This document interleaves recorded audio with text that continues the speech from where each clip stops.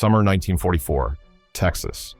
The air burned with dust and diesel fumes as military trucks crawled along the dirt road toward Camp Hearn. Inside, German prisoners in faded uniforms sat packed together, boots knocking against the steel floor, the smell of sweat and rust mixed with laughter bitter, loud, and full of disbelief. A young American guard shouted to another, "Wounded ones go to the hospital tomorrow." The words drifted through the slats of the truck. The prisoners burst out laughing. One officer, his collar still showing traces of the Iron Cross ribbon, sneered, "A hospital. For the enemy. Are they really that soft?" Another smirked. "Perhaps they'll serve us tea and cakes." The laughter echoed off the metal walls, cruel and certain. Behind the barbed wire, war had taught them that mercy was weakness, and that compassion had no place in victory. They had seen Soviet hospitals where pain was answered with more pain. They had heard of Allied prisoners left untreated in the ruins of Cologne. So they laughed, certain that Americans were naive, that no nation could be both powerful and kind. But the next morning, when the sun rose over the Texas plains, the joke turned on them. One of their own collapsed from a fever, a deep wound gone septic. The guards didn't beat him or drag him aside. Instead, a medic called for a stretcher. 2 Americans lifted the prisoner gently and carried him to a waiting ambulance marked with a red cross. No one laughed now. Dust swirled in silence as the vehicle drove away, its siren cutting through the heat. Inside the barracks, the prisoners watched through the wire fence.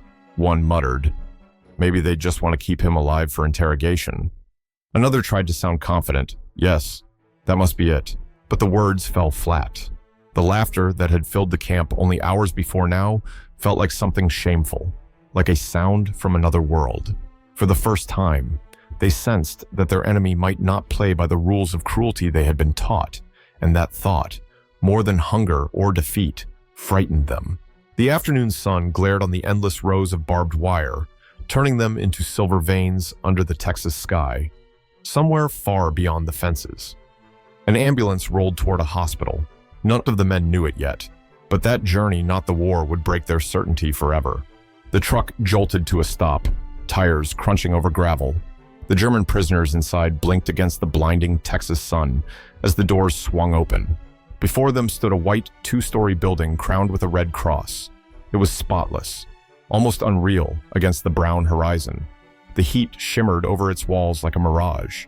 An American nurse appeared at the entrance. She couldn't have been more than 25, her hair pinned neatly under a white cap. She smiled and said softly, "Welcome. You're safe here." The words seemed absurd. A few Germans exchanged glances, smirking as if to confirm the joke among themselves. Safe. In enemy hands, one whispered. But when the wounded man from their barrack was lifted down from the ambulance and carried inside, curiosity replaced mockery.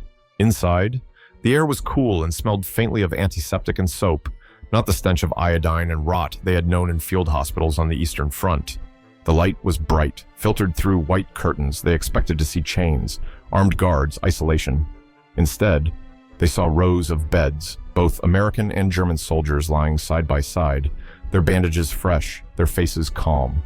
At one bed, an American orderly handed a cup of water to a wounded German sergeant. The man hesitated, expecting a trick, but the nurse nodded encouragingly. "Drink," she said. "You need it." The sergeant took the cup with trembling fingers.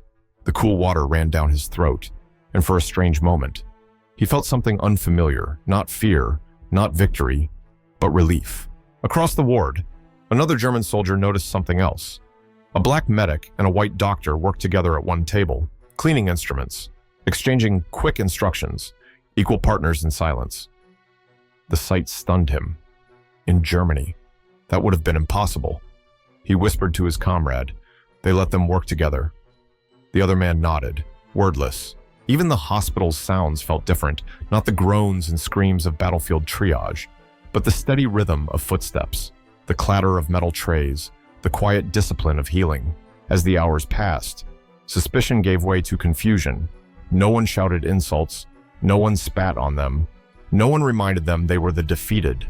Late in the afternoon, one prisoner stared out the window at the waving American flag and murmured, "We are in the enemy's land. Yet they treat us like men." Outside, a truck engine idled. The nurse adjusted a blanket over the feverish man and smiled again, not as a victor, not as a conqueror, but as a human being doing her duty. The Germans watched her move between beds with calm precision, and something fragile began to break inside them. The laughter of the camp, the pride of their uniforms, the certainty of their cause all began to crumble under the weight of one simple, disarming truth. Mercy was real, and it didn't come with conditions. The young nurse's name was Eleanor Hayes. She had grown up on a small farm outside Des Moines, Iowa, and before the war she had dreamed of teaching literature. Now she found herself tending to the men who had once bombed her brother's convoy in Normandy. Her hands were steady, her face calm, but inside her chest, the weight of memory never left. In the ward that afternoon, she approached a German prisoner whose burns still glistened beneath thin layers of ointment. His name tag read Lieutenant Karl Brenner, a Luftwaffe pilot shot down over France 6 months earlier. His eyes were gray, alert, and full of defiance even as fever drained his strength. When Eleanor lifted the edge of his bandage, he flinched hard. He expected pain. He expected humiliation. But her touch was gentle, almost hesitant. She said softly, "Relax, soldier. War is over for you now." He didn't respond. He stared at her neck, where a small silver locket gleamed. When she leaned closer, he caught a glimpse of a photograph inside a young man in uniform. An American. He swallowed. "Your brother?" he asked, his voice rough from fever. Eleanor paused, then nodded. "He died in Europe, near St. Lo." For a long moment, neither spoke. The nurse's eyes were calm, not cold, not kind, just steady, as if she had made peace with something beyond words. Brenner's lips trembled. "And yet you still help me." She placed a new bandage over his wound, smoothed it, and said quietly, "Because if I stop being human, then the war never ends." The sentence struck him like a blow. He turned away, blinking hard, but a tear slipped from his temple into the white pillow. That night, while the ward slept, Eleanor sat by the oil lamp, writing her shift report.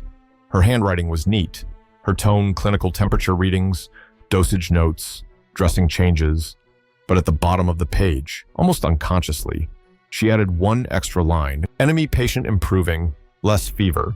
Spoke today." Eyes changed. Across the room, Brenner lay awake, staring at the ceiling fans spinning in slow circles.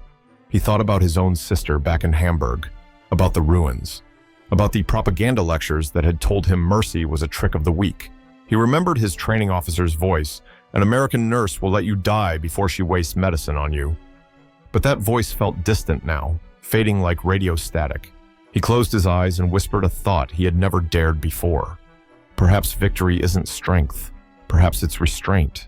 The night air hummed with the rhythm of the fan, the quiet drip of saline, and somewhere outside, a train whistle called through the darkness, the sound of a world still moving forward while these two enemies shared a fragile peace in the glow of one small lamp.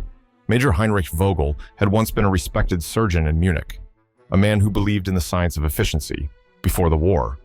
His clinic's walls had carried framed certificates from Heidelberg and Vienna, but under the Third Reich, he traded those papers for medals, performing battlefield surgeries with saws and chloroform, always short of supplies. Now, in the American hospital at Camp Swift, he found himself on the other side of the operating table not as doctor, but as patient and observer. His curiosity returned the day he was allowed to walk again. He asked to visit the ward's treatment room. To his surprise, the American captain in charge agreed. Inside, Vogel froze at the sight before him, trays of sterilized instruments sealed in glass cases, nurses in fresh gloves replacing dressings without a trace of panic, and most shocking of all, vials of penicillin. He knew what he was seeing. Germany had barely begun testing the drug. The Allies, meanwhile, were producing over 650 billion units per month by 1945. That number alone dwarfed every medical advance the Reich had claimed to achieve. An orderly noticed his stare and said cheerfully, "We use it for everyone. Cuts down infection by half." He meant it literally for everyone, even prisoners. Vogel touched the glass cabinet gently, his reflection merging with rows of needles and surgical tools.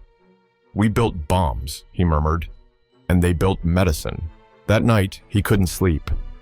The ceiling fan spun above him like the ticking hands of a clock marking the collapse of everything he had believed.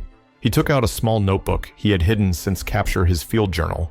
With a trembling hand, he wrote, "We were taught that mercy weakens nations. Yet here I see that compassion strengthens discipline. We made war a science. They made care an art. He paused, staring at the page. His handwriting was uneven. The ink pooled at the edges, forming dark halos around the words. Then he added one final line. I was trained to see devils in my enemy. Today I saw men and a shadow of the devil in myself. The next morning, Vogel volunteered to assist in minor procedures, helping American medics sterilize instruments. No one stopped him. They even thanked him. It was a small act, unnoticed by the guards, but to him it felt like crossing a river that had divided his entire life. Outside, the Texas wind swept through the open windows, carrying the smell of rain and wet soil. He looked at his hands, once tools of destruction, now holding gauze and forceps, and wondered how many wars had been born simply because men forgot what healing looked like. The irony cut deep that the Reich, obsessed with purity, had poisoned itself, while its enemy, by practicing mercy, had become stronger than any ideology could imagine.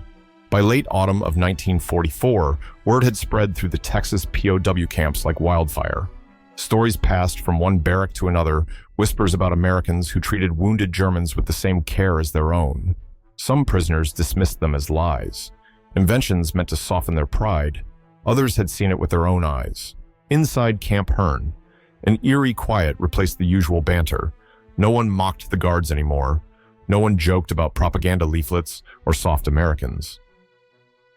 The laughter that once filled the wooden huts had drained away, replaced by something heavier thought.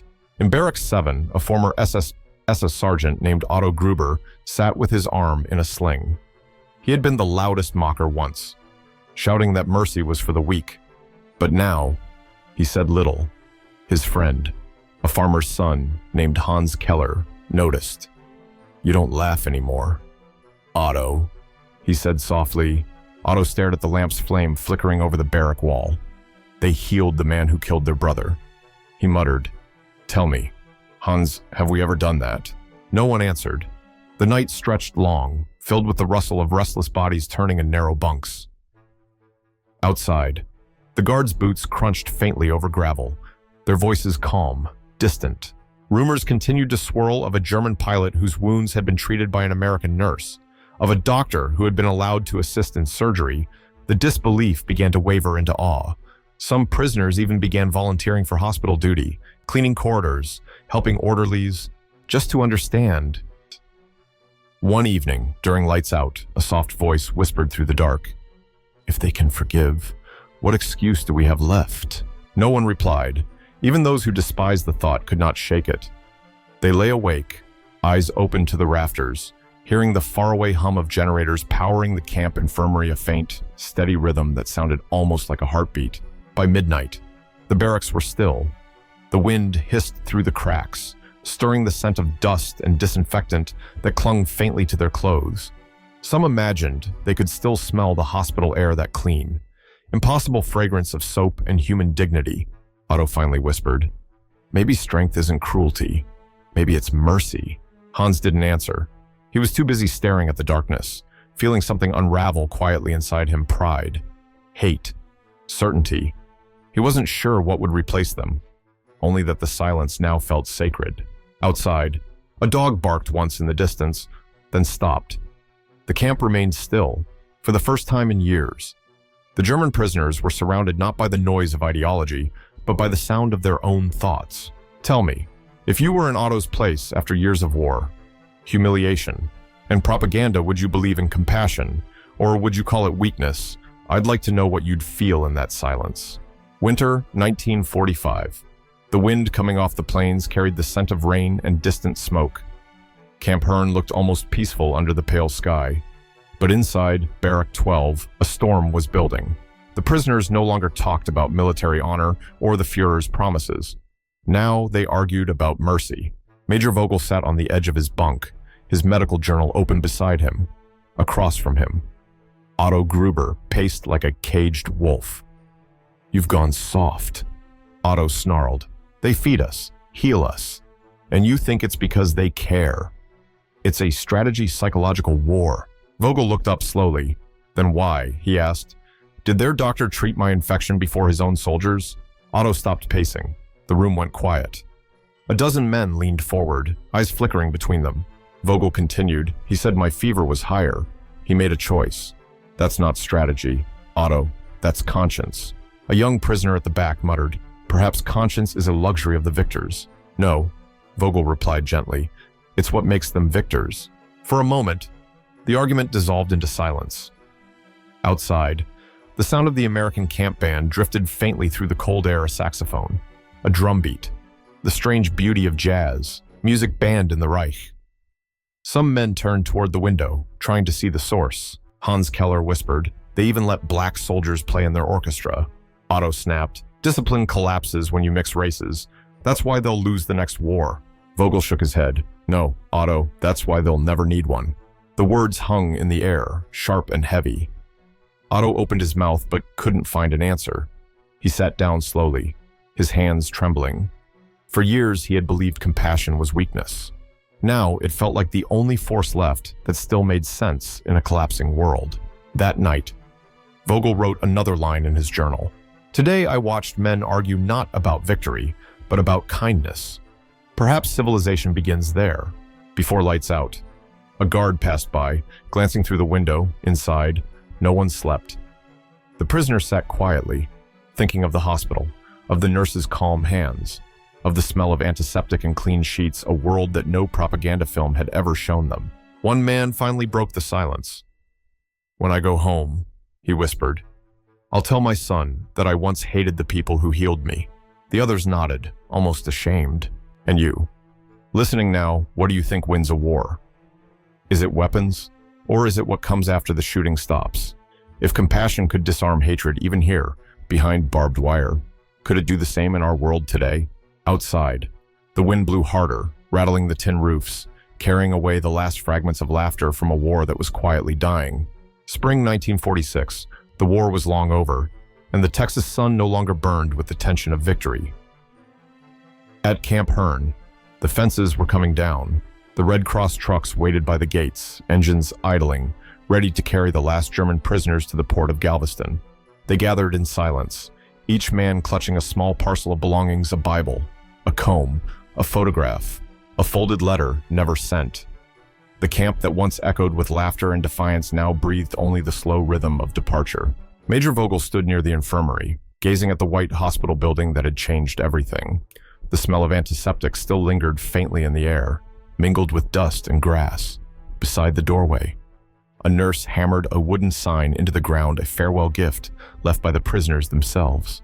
The letters had been carved with a pocket knife, uneven but clear. Here we learned that mercy is stronger than victory. Eleanor Hayes stood reading it for a long moment. She didn't smile. She simply removed her cap, pressed it against her chest, and bowed her head. Her eyes shimmered, not with pride but with something quieter, the sorrow of knowing that kindness, too, carries a cost. Vogel approached her, now thinner, older, yet somehow gentler. You saved many lives here, he said in careful English. She shook her head. We only tried not to lose our own humanity. They stood without words, the air humming softly between them. Then Vogel saluted, not as prisoner to guard, but as doctor to healer. Eleanor returned the gesture, her eyes never leaving his.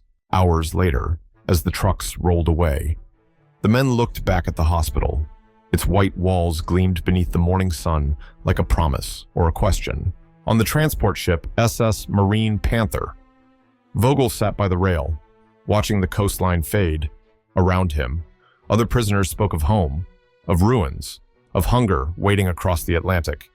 Yet, amid that despair, one thing felt unbroken. He reached into his coat and unfolded a piece of cloth, the Red Cross blanket he had been given when fever nearly took his life. He ran his hand over it slowly, remembering the nurse's voice, the calm touch, the impossible gentleness of that place. He whispered to himself, mercy. That's the only empire worth building. Behind him, the sea roared against the hull, vast and indifferent. But above, the clouds opened to light. Somewhere in the distance, the faint rhythm of a hospital heart monitor seemed to echo across years that had not yet happened. Years later, in a quiet clinic near Hamburg, an aging doctor named Heinrich Vogel sat at his desk, surrounded by the smell of antiseptic and old paper. On the wall behind him hung a black and white photograph, an American nurse in uniform, smiling faintly beside a Red Cross flag. Students came to learn surgery from him, but what he taught most often was silence. He would tell them that skill saves lives, but compassion saves souls, that a scalpel without conscience is just another weapon. His hands still shook sometimes when he tied a knot, not from age, but from memory, from the sound of laughter that once mocked mercy, and from the day that laughter died, sometimes. When the hospital lights dimmed, he would pause by a patient's bed and listen to the steady pulse of the heart monitor. Each beep reminded him of something he had once written in a prisoner's notebook. They won not by destroying us, but by reminding us who we were, outside. Snow fell quietly over the city rebuilt from ashes. Life moved forward slower, softer, wiser. The war had ended long ago, yet its truest victory still whispered through hospital corridors where compassion outlived cruelty. And somewhere in that white silence, the echo of one sentence remained spoken in a Texas hospital by a nurse who believed healing was stronger than hate. If I stop being human, then the war never ends.